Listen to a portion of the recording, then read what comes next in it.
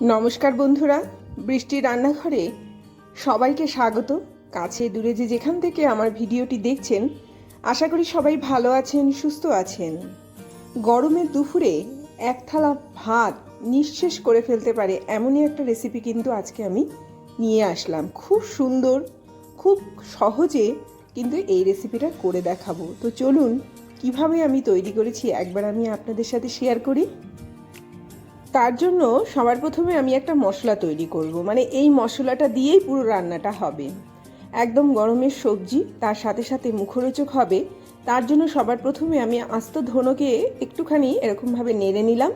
তার সাথে সাথে আমি দিয়ে দিলাম সর্ষে। আপনারা কালো সর্ষে বা হলুদ সর্ষে যেটা খুশি ব্যবহার করতে পারেন, তবে হলুদ সর্ষে যেহেতু একটুখানি ঝাঁঝটা কম হয়, সেই জন্য আমি এটা এখানে ব্যবহার করলাম।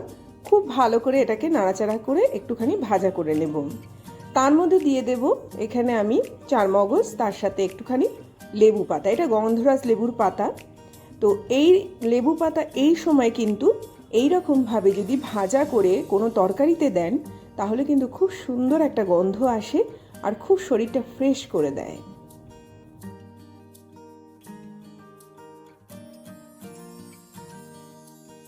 খুব সুন্দরভাবে পাতাটা একদম মুচমুচে হয়ে যাবে সেই পর্যায়ে অবধি আমি এটাকে একটুখানি ভাজা করে নিলাম। একটা পর্যায়ে দেখবেন পাতাটা একদম মুচমুচে তৈরি হয়ে গেছে, মানে আমার ভাজাটা কমপ্লিট হয়ে গেল। যখন এই তিনটে জিনিস খুব ভালো করে ভাজা হয়ে গেল, তার মধ্যে আমি একটুখানি পোস্ত দিয়ে দিলাম, সামান্য একটুখানি টমেটো দিয়ে দিলাম। পোস্তটা এখানে আমি শুকনো গুঁড়ো পোস্ত ব্যবহার করেছি। পোস্তটাকে নর্মালি একটুখানি শুকনো খোলায় জাস্ট 30 সেকেন্ডের জন্য আমি নাড়াচাড়া করে নিয়ে পোস্তটাকে গুঁড়িয়ে রাখি। সেই পোস্তটা আমি এখানে ব্যবহার করেছি। তাতে করে কি হয়, যখন আমি মিক্সিতে দেব, এটা পেস্ট হতে খুব তাড়াতাড়ি এটা পেস্ট হয়ে যায়। তো এইরকমভাবে নাড়াচাড়া করে নিয়ে এইবারে কি করব, এটাকে পুরোপুরি ঠান্ডা করে এর একটা আমি পেস্ট তৈরি করে নেব।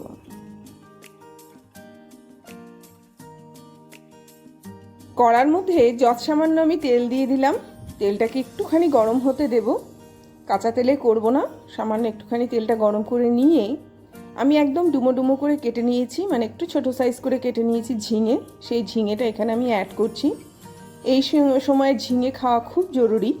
তো অবশ্যই এই ধরনের রেসিপি এইভাবে তৈরি করবেন, যাতে করে মুখেও একটা আলাদা স্বাদ নিয়ে আসে, তার সাথে সাথে খুব ভালো একটা খাবার, খুব সাধারণ একটা খাবার, খুব টেস্টি একটা খাবার। অবশ্যই এটা তৈরি করবেন।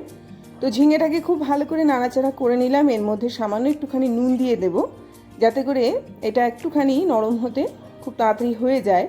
এর মধ্যে একটুখানি আমি হলুদও অ্যাড করে দিলাম। ভালো করে একটুখানি ভাজা করে নিচ্ছি, একটুখানি নরমও হয়ে যাবে, একটু ভাজাও হয়ে যাবে। এইভাবে ঝিঙেটাকে খুব ভালো করে কন্টিনিউয়াসলি নাড়ছি।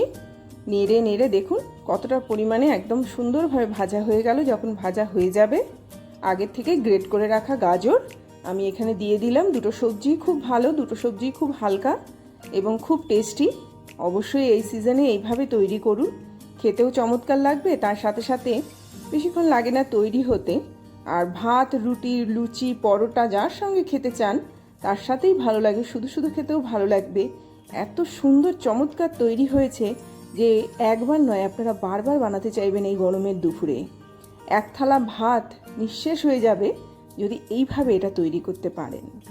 একটু ঢেকে রেখে দিয়েছিলাম যাতে এটা খুব সুন্দরভাবে নরম হয়। এবারে 2-4 বার এরকমভাবে একটুখানি নাড়াচাড়া করে নেব। দেখুন গাজরটা কতটা বসে গেছে।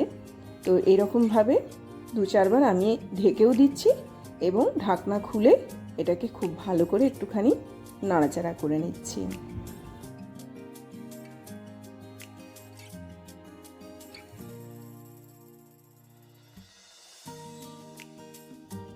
এইভাবে ঢেকে রাখা এবং নাড়াচাড়া করার মাঝখানে দেখবেন গাজরটা অনেকটা পরিমাণে সেদ্ধ হয়ে গেছে। তো ঝিঙে গাজর বেশিক্ষণ লাগে না সেদ্ধ হতে। এবারে প্রথমে যে মশলাটা আমি তৈরি করে রেখে দিয়েছিলাম ঠান্ডা করে, এর যে পেস্টটা তৈরি করেছি সেই পেস্টটা এখানে দিয়ে দিলাম। পেস্টটা দেওয়ার পরে এটাকে খুব ভালো করে একটুখানি কষিয়ে নেব, কোনো কাঁচা গন্ধ যাতে না থাকে। যেহেতু এখানে আমি তেল কম দিয়েছি, সেই জন্য সামান্য সামান্য করে জল দিয়ে দিয়ে এটাকে কষাবো।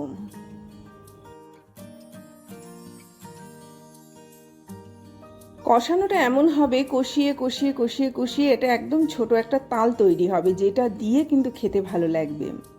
সুগারের মানুষরা নির্দ্বিধায় খান, সাধারণ মানুষরা তো খেতেই পারবেন, তার সাথে সাথে যাদের সুগার রয়েছে তারা নির্দ্বিধায় খান। কোনো রকম চিনি দেওয়ার দরকার নেই, আমিও এখানে কোনো রকম চিনি দিইনি। শুধু এখানে যেটা ব্যবহার করেছি সেটা হচ্ছে টমেটো সস। আপনারা যদি অ্যাভয়েড করতে চান তাহলে অ্যাভয়েড করতে পারেন। তবে এই ধরনের রেসিপিগুলো গরমের দুপুরে খুব ভালো লাগে খেতে। বৃষ্টির রান্নাঘরে আমি আপনাদেরকে যে ধরনের রেসিপি করে দেখাই সেগুলো সম্পূর্ণ আলাদা তৈরি হয়, সম্পূর্ণ আলাদা স্বাদের তৈরি হয়, সম্পূর্ণ আলাদাভাবে তৈরি হয়। তো এই ধরনের রেসিপিগুলো অবশ্যই বাড়িতে তৈরি করে খাবেন, তাতে করে মন প্রাণ দুটোই জুড়িয়ে যাবে। তার সাথে সাথে দুটো ভাত খেতে ইচ্ছে করবে, এত সুন্দর একটা লেবু পাতার গন্ধ আসবে, এত সুন্দর খেতে লাগবে। তো অবশ্যই এই রেসিপিটা একবার হলেও বাড়িতে তৈরি করুন। কষিয়ে কষিয়ে দেখুন একদম ছোট করে দিয়েছি, একটু একটু করে জল দিয়েছি, কষিয়েছি যাতে এটা ড্রাই না হয়, একটু মাখা মাখা হবে অথচ একটু নরম নরম হবে।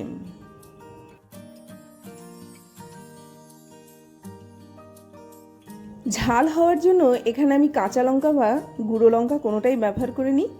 এখানে আমি গোলমরিচের গুঁড়ো ব্যবহার করেছি একটু বেশি পরিমাণে। খুব ভালো লাগে এই সময় গোলমরিচের গন্ধটা, লেবু পাতার গন্ধটা শরীরটাকে একদম ঝরঝরে করে দেয়, খুব হালকা রাখে শরীরটাকে।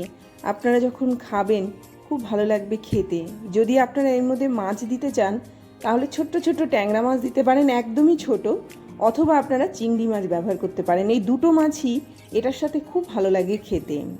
আমি যখন মাছ দিয়ে করি আমি চেষ্টা করি চিংড়ি মাছ দিয়ে এটা করতে, অথবা কাটাপোনাকে ছোট ছোট টুকরো করে নিয়ে এর মধ্যে আমি অ্যাড করে দিই, আরও বেশি ভালো লাগে খেতে। বলতে বলতে দেখুন এটা কড়ার গাটা লাগতে শুরু করেছে, মানে আমার রেসিপি প্রায় কমপ্লিট। এই রকমভাবে যখন একদম শেষ পর্যায়ে চলে আসবে তখন আমি এর মধ্যে একটুখানি টক দই ব্যবহার করলাম।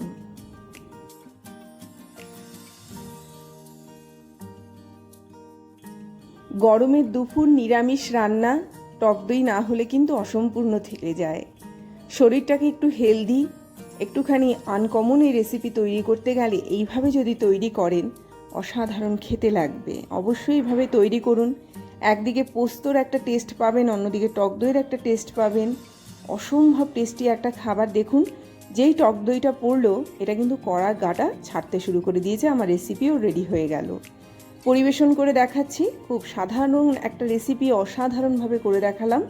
অবশ্যই বাড়িতে ট্রাই করবেন এই আশা রেখে আজকের মতো বিদায় নেব। আবার আসবে একটা খুব সুন্দর ভিডিও নিয়ে আপনাদের কাছে। ততক্ষণ সবাই ভালো থাকবেন, সুস্থ থাকবেন, অবশ্যই দেখতে থাকবেন বৃষ্টির রান্নাঘরে। যদি এই ধরনের রেসিপি আপনাদের ভালো লেগে থাকে তবে চ্যানেলটিকে সাবস্ক্রাইব করতে কিন্তু একদম ভুলবেন না। এই বলে বিদায় নিলাম, আসলাম তাহলে।